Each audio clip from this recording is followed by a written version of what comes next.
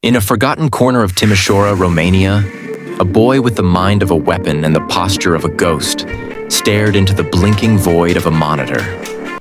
His name was Iosif Dragomir, 17 years old.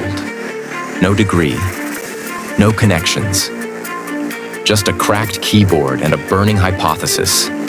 That truth, real, recognized, institutional truth, was a collective hallucination, and that he could hijack it. Iosif wasn't chasing likes or headlines. He was chasing control, not over people, over belief itself. He believed that if he could make the world recognize a nation that didn't exist, he would have exposed the architecture of global legitimacy as a stage play. The props, flags, seals, press releases, the actors, us. He called it the Republic of Lenova. Its origin story was meticulous, born out of the fictional fallout of colonial fragmentation, with a people who had suffered invisibly for decades. The capital, Okamba. The currency, the Leno.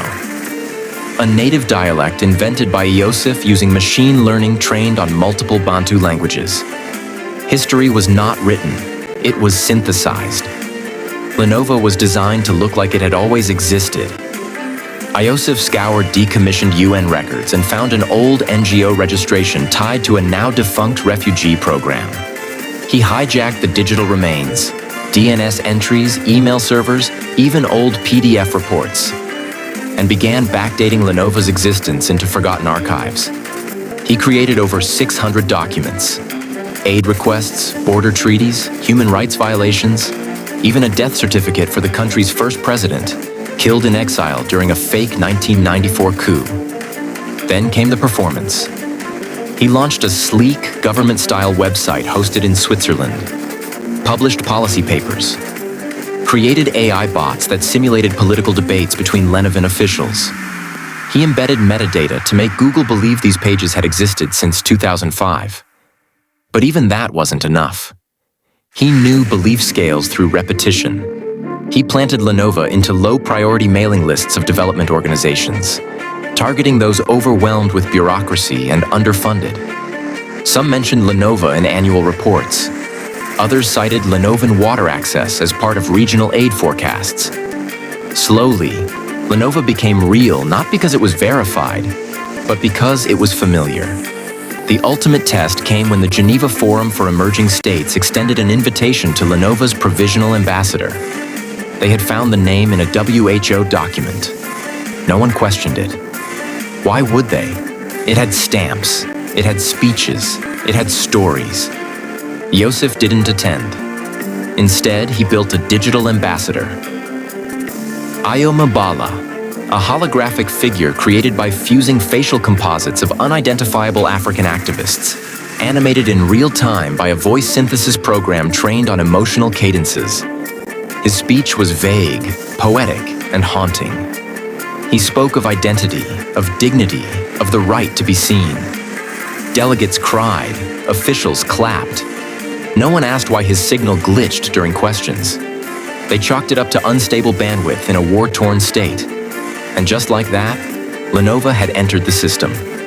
Infrastructure proposals rolled in.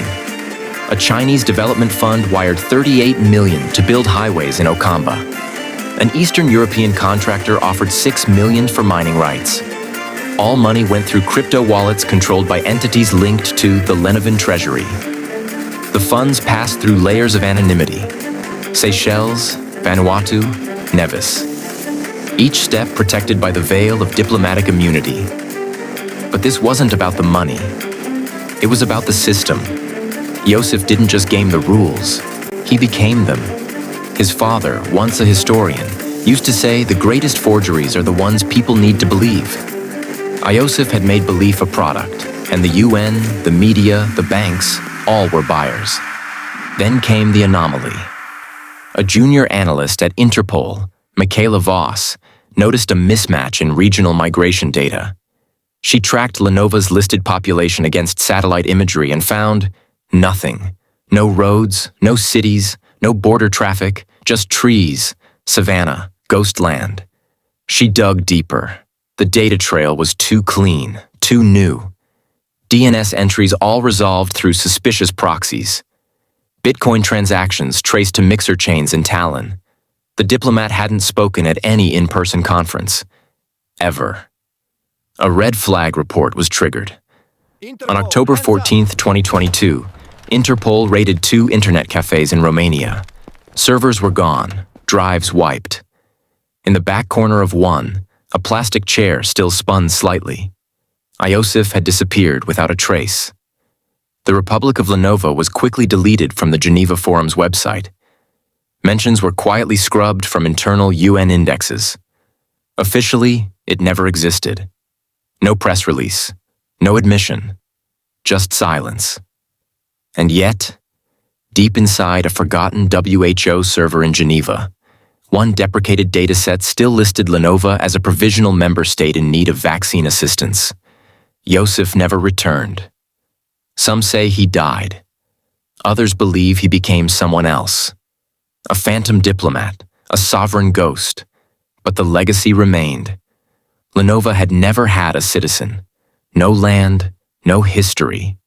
And still, for 18 months, it held more global recognition than some real nations. Because reality isn't what's true. It's what enough people agree to remember. He didn't just scam the UN, he rewrote the user manual of belief. And then, he logged out.